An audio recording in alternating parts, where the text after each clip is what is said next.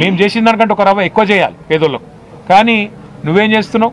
పేదోళ్ళు ఇల్లు కట్టుకుంటే ఒక డాబా వేసుకుంటే అందులో వచ్చి పొక్క కొట్టాలి, వాడు నువ్వు పార్టీలు చేరపోతే నేను సంపుతా అనాలి, చిన్న దుకాణం ఉంటే దుకాణం కొట్టాలి, కడుపు మీద కొట్టాలి, గరీబోని కడుపు మీద కొట్టి నోటికాడి బువ్వ గుంజుకొని ఆగమాగం చేసి ఆఖరికి ఆత్మహత్య కుసిగొల్పింది ఇవాళ అరాచక కాంగ్రెస్ ప్రభుత్వం. ఖచ్చితంగా ఈ కాంగ్రెస్ ప్రభుత్వం చేసే అరాచకాలకు మేము ఖచ్చితంగా అడ్డం పడతాం.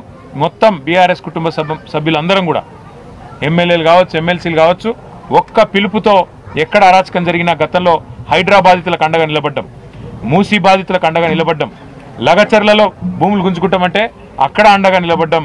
నిన్న అలంపూర్లో కూడా ధన్వాడల అక్కడ కూడా రైతులకు అండగా నిలబడ్డది బీఆర్ఎస్ పార్టీ, కేసీఆర్ గారి సైనికులు.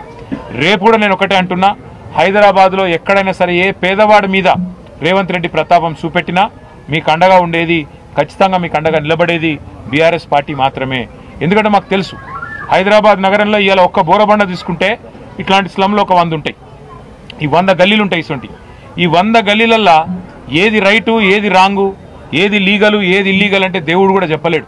మరి అటువంటిది కావాలని ఒక బిల్డింగ్ ఏదైతే బీఆర్ఎస్లో పట్టుకొని దాన్నే కొట్టాలి, ఒక బిల్డింగ్లో ఒక కేసీఆర్ సానుభూతి పరుడో అభిమానం కార్యకర్తను ఉంటే వాళ్ళనే సతాయించాలనే విధంగా ఏదైతే అధికారులు కూడా కాంగ్రెస్ నాయకులు ఆడించినట్టు ఆడుతున్నారో వాళ్ళకు కూడా నేను చెప్తున్నాను, అన్ని రోజులు ఒక్క తీరు ఉండయి. ఇలా ఏ అధికారులు అయితే అతి చేస్తుండ్రో, ఏ అధికారులు అయితే కాంగ్రెస్ వాళ్ళు ఆడిచ్చినట్టు ఆడుతుండ్రో, కాంగ్రెస్ పార్టీ కార్యకర్తలు లెక్క పనిచేస్తుండ్రో ఇది మంచిది కాదు. అధికారం ఎవ్వలకు శాశ్వతం కాదు.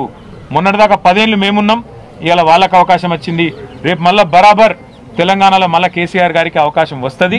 వచ్చినాక తప్పకుండా మేము కూడా యాది పెట్టుకుంటాం. ఇన్ని రోజులు 10 ఏళ్ళు మేము అభివృద్ధి, సంక్షేమం, పేదలు అందరు మా వాళ్ళే అన్నట్టు పనిచేసినాం.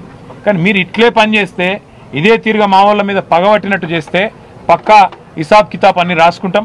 100% మేము కూడా రేపటి రోజున గవర్నమెంట్లోకి వచ్చినాక అన్ని మ్యాటర్స్ కూడా మేము కూడా తప్పకుండా చూడాల్సి వస్తుందని చెప్పి కూడా విజ్ఞప్తి చేస్తా ఉన్నాం.